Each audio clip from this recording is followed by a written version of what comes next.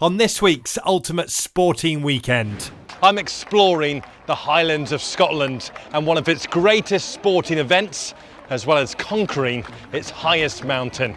Okay, so if you're visiting the Highlands of Scotland, and let's face it, it should be on your travel bucket list, especially if you like sports and adventures. Here is my ultimate sporting weekend itinerary. Your first stop will be the Braemar Gathering. It takes place on the first Saturday of every September, and it's a multi-sports Highland Games. Thousands travel from all over the world to attend it, including the British royal family. To get there on public transport can be a little difficult, so it's best to drive. Maybe you have a hire car or even a motorhome. To be honest though, driving in the Highlands of Scotland is one of the best things you can do. As far as routes into a sporting event go, I don't think I've ever experienced a better one.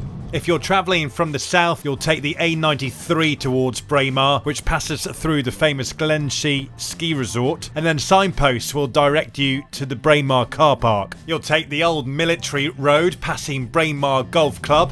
What a place for a round of golf. Before arriving at the car park for the gathering. Having arrived, I decided to have a walk around the town of Braemar. There's hotels and plenty of coffee shops. It's a brilliant adventure sports space in the Highlands as well, full of mountain shops, bike and ski hire outlets, and at every corner it will remind you of its love of sport. If you like your sports travel, Braemar is clearly the place to be. Musical street performers add to the atmosphere of the day, but I was waiting for something a little bigger, something that would signal the start of this, the Olympics of the Highlands. If the Braemar Gathering was the Olympics, this is its opening ceremony.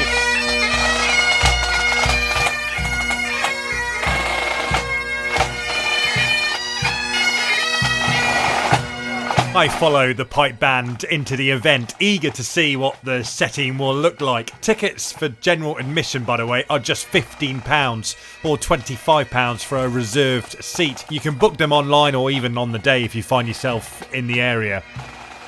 We are through the gate and into the Braemar Gathering. Let's go and explore. Once into the gathering, you'll be immersed in the atmosphere. This is a sporting event that has run in its current form since 1832. It's a heck of a setting for a sporting event, with Scotland's famous Cairngorm Mountains wrapping around you. Some might say it's a setting fitting for royalty. There's just been an announcement saying the King and the Queen are arriving in 10 minutes. So let's get into the arena and see their arrival.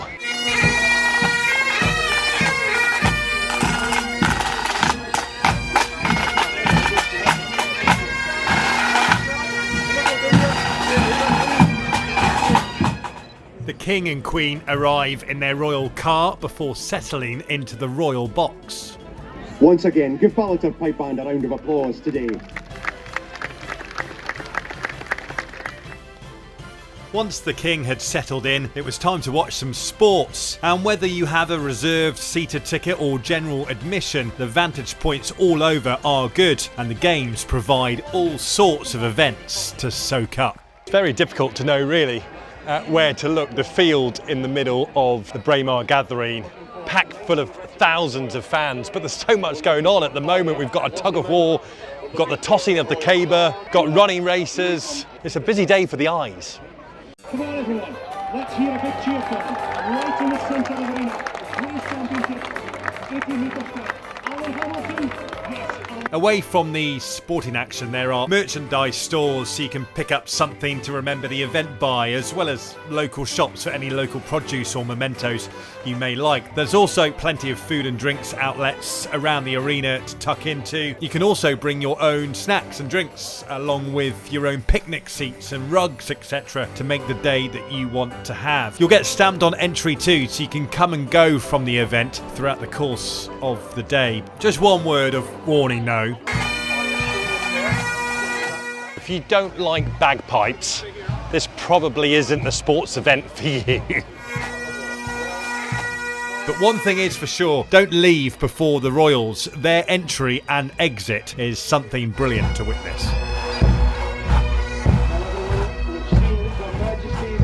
If you're visiting Scotland on the first Saturday of September, then this is an event that epitomises this part of the world. Not only is it a celebration of the Highlands community, it's a showcase to the world just how special this place is. England may have Wimbledon, Victoria State in Australia may have the AFL Grand Final, the US may have the Super Bowl. The Highlands of Scotland has the Braemar Gathering. Tomorrow's going to be a little tougher. Hopefully the weather is like this though.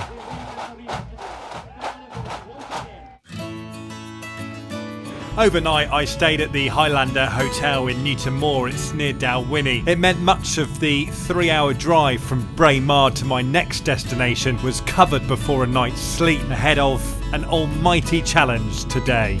An early start today, and we are arriving into Fort William.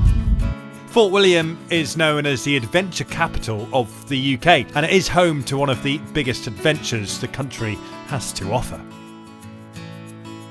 Okay, day 2 of our ultimate sporting weekend in the Highlands of Scotland, and today we are conquering the UK's highest mountain, Ben Nevis. When arriving at the Ben Nevis Visitor Centre, there is parking available, although it is paid parking, so very quickly the mountain will give you its first test, deciding how long you think it will take you to reach the summit and get back down. I'd like to know who climbs Ben Nevis to the top and back down in 3 hours. I've gone for all day. I think that's my category. And actually, I might be pushing to get back for 7:45 tomorrow morning.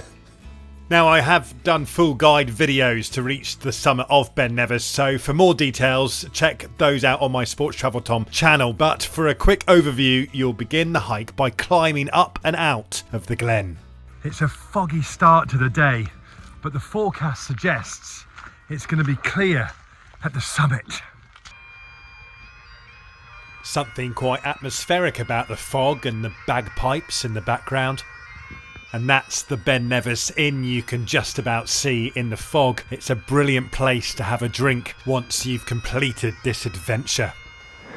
This first part of the hike is an easy path to follow. It's the old pony track which now acts as the main route to the summit of Ben Nevis for thousands of visitors every year. The good thing with morning fog and mist when you're climbing Ben Nevis is when you get above it. What a view that is.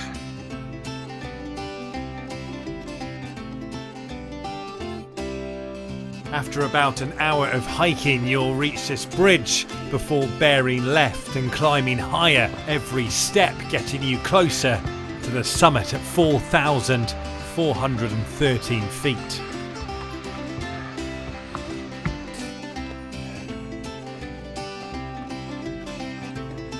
We've now made it to around halfway on this hike to the summit of the UK's highest mountain, and this is where you'll find the only flat bit of the hike up really. It lasts for not long at all, but it is a welcome relief after the climb out of the glen and a short bit of respite before the second part of this adventure. It's here you'll get sighting of Loch Meal. It's known as the halfway loch as it roughly represents halfway to the summit. And after that brief moment of flat ground, you'll turn right and start climbing again. Look at this. Whilst I can get a sentence out actually. Thinking back to the Braemar Gathering yesterday, one of the events was of course the hill run, and they do a similar event here on Ben Nevis. It's called the Ben Nevis Race, and it's a race to the summit and back down. The race takes place in September every year, so well worth getting out to support the runners. The winning times are extraordinary. In 2024, the men's winner did it in 1 hour and 51 minutes, and the women's winner did it in 2 hours and 5 minutes. I've passed that time and have just about passed halfway going up, and I'm ready for my lunch and a sit down.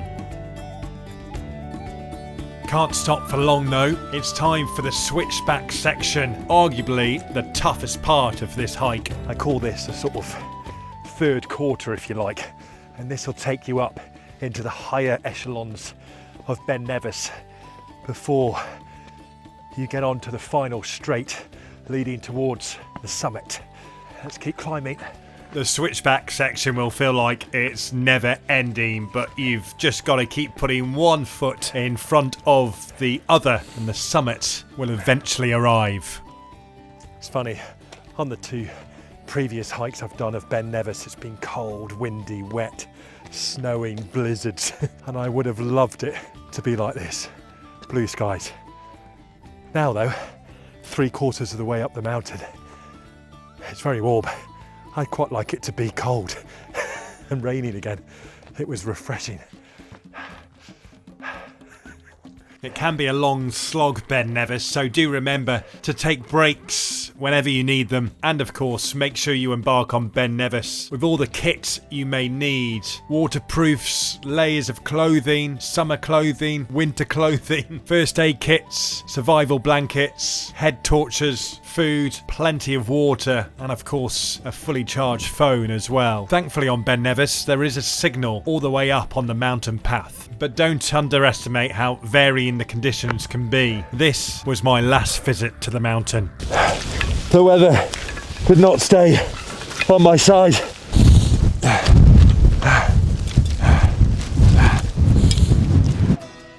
Thankfully, better weather today, and I've reached the end of the switchback section. We're now on the final stretch. Follow this path upwards and straight, and eventually you get to the UK's highest summit.